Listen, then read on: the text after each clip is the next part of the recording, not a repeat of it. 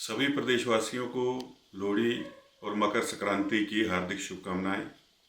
जहां आज सारा प्रदेश लोहड़ी का पर्व मना रहा है, वहीं हाल ही में हुए बीपीएल सर्वे में प्रदेश के लाखों गरीब परिवारों को बीपीएल सूची से बाहर कर दिया गया है।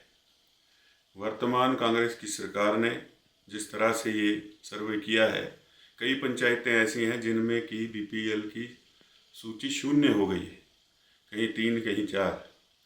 और इसके परिणाम ये होंगे कि जो लोग लाभ ले सकते थे कई केंद्रीय स्कीमों का, प्रदेश की स्कीमों का, उससे वंचित लाखों परिवार हुए हैं।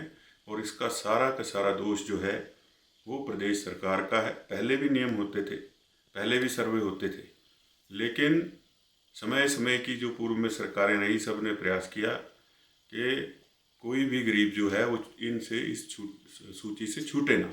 लेकिन वर्तमान सरकार ने जिस प्रकार से सर्वे किया है, और उस सर्वे की वजह से आज लाखों परिवार जो हैं सूची से बाहर हो गए हैं। इसके सारे का सारा दोष जो है वर्तमान कांग्रेस की सरकार का है।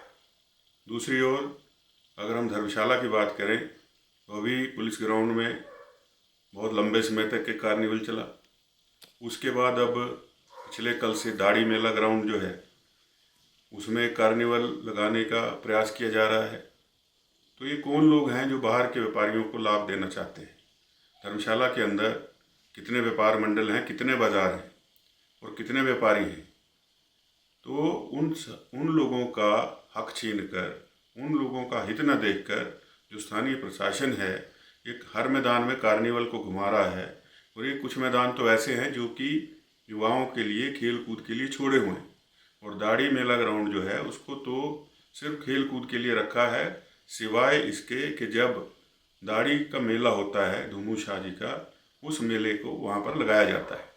लेकिन धूमू शाह मेले से पहले ही वहाँ कार्निवल मनाने लग पड़े, तो स्थानीय व्यापारी कहाँ जाएगा? इसका हम पुरजोर विरोध करते हैं। और अगर ज़रूरत पड़ी तो डीसी ऑफिस का भी घेराव होगा, सब लोग सड़कों पर उतरेंगे व्यापार मंडलों के साथ मिल करके। प्रशासन को अभी से सचेत हो जाना चाहिए और ऐसा ना सोचें कि ये सिर्फ एक वक्तव्य है, और जब ये होगा तब पता चलेगा कि घेराव क्या चीज़ होती है।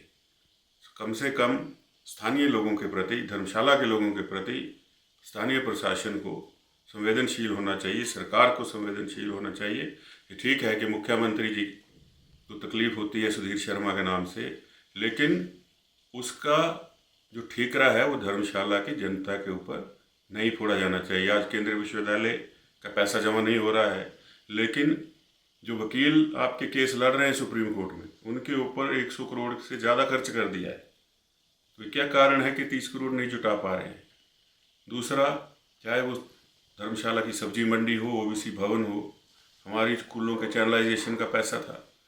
हमारे यहाँ पर जो है पिछली बार जो कूलों को क्षति हुई तो बड़ी घोषणाएं करी कि जायका से पैसा देंगे, जायका का साल तो अब 2029 में आएगा। तो झूठी घोषणाएं और धर्मशाला से भेदभाव जो है इसका मैं पुरजोर विरोध करता हूं।